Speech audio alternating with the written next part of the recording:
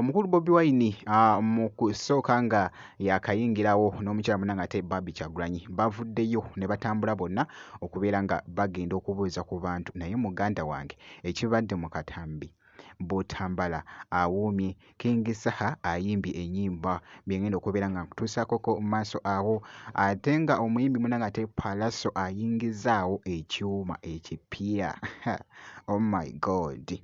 kibadde kikambwe nnyo mu katambi byengenda okubeera nga nkutuusaako mu maaso awo. Bampita Jaminati nsinziira ku Jaminati Yogi kansuke nkutegeeze nti kasita obeera nga tonnaba kusubscribinga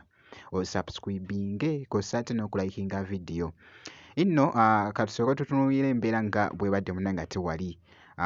e Butambala muganda wange ekyabadde wali mu katambi oba mu kifo kyabadde ate kikambwe nnyo. Waliwo kye bayita okwogera ng'owaana ekintu oba nkyogere ntya naye ng'okutwayiza awamu bino si byakwogera wabula ebya ddala. Bobi Wine yawoomeza munnange ate Butambala ku mulundi guno yazze munnange ate ne mukyala we Barbie Kyagulanyi kakati nno baavuddeyoko wali okuwuubira munnange ate ku bantu nga boogezaako okulaba embeera bw'eti bwe yabadde naye ekyabadde mu katambi.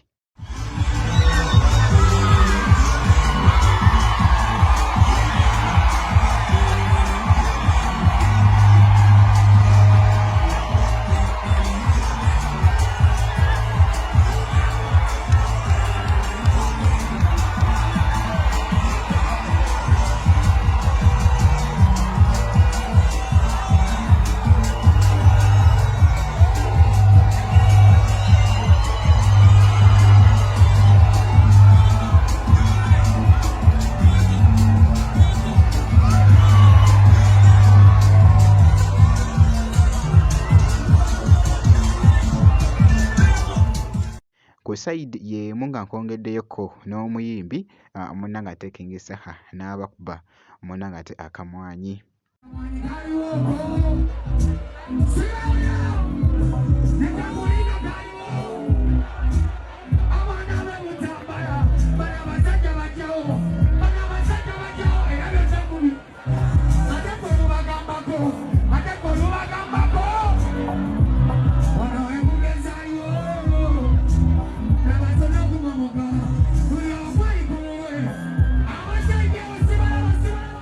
Embeera munnange bw'etyo bwe yatambudde wali munnange ate e Butambala era nga wenkoyedde vidiyo eno ku sayidi y'emu era nga leero era agenze munnange ate ne mukyala we nengeddekoko wali era nga ndabye munnange ate bibadde bitambula wali era awoomeza munnange amakubo gabadde gabunye abantu ng'atuuka munnange ate e Ssembabule era nga nja kuba nga nkuwa update yonna enaaba efaayo kasita naabeera nga mbifunye ebinaaba bitambula munnange ate e sayidi eyo wabula nga wali nga nkwongeddeyoko omuyimbi munnange ate Pallaso avuddeyoko wali n'assaayoko obutambi obumu inno agambye nti nno mmotoka mpya actually kigenda kuneetaagisa munnange ate okusooka okunoonyereza omanyi nti nno serebu wo tuba tulina munnange ate okubuulira mmotoka ki eno gye yaleese ssente bla mubeeramu munnange ate ebintu bingi nnyo byeyagala munnange ate okumanya so naye nga nze wali ndabye munnange avuddeyoko wali n'assaayo akatambi ako n'agamba nti nno mmotoka mpya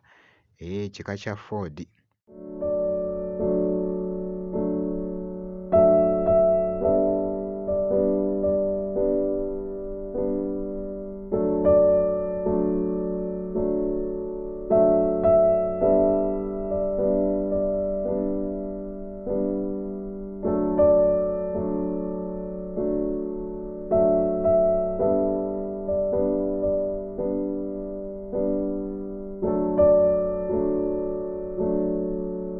Era nga boogezaako okulaba abadde nno munnange ate mu kifo kye ekipya kyali mu kuzimba abadde ne mukwano gwe.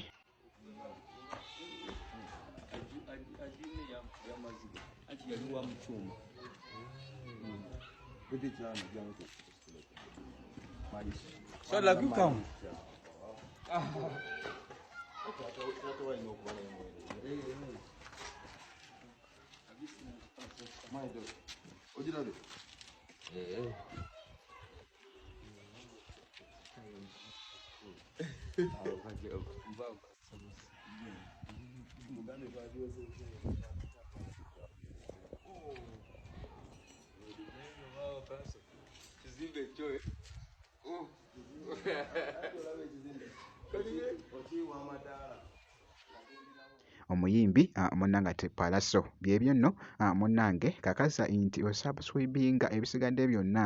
munnange ate obiturekere tujja kubeera nga tukuwa update.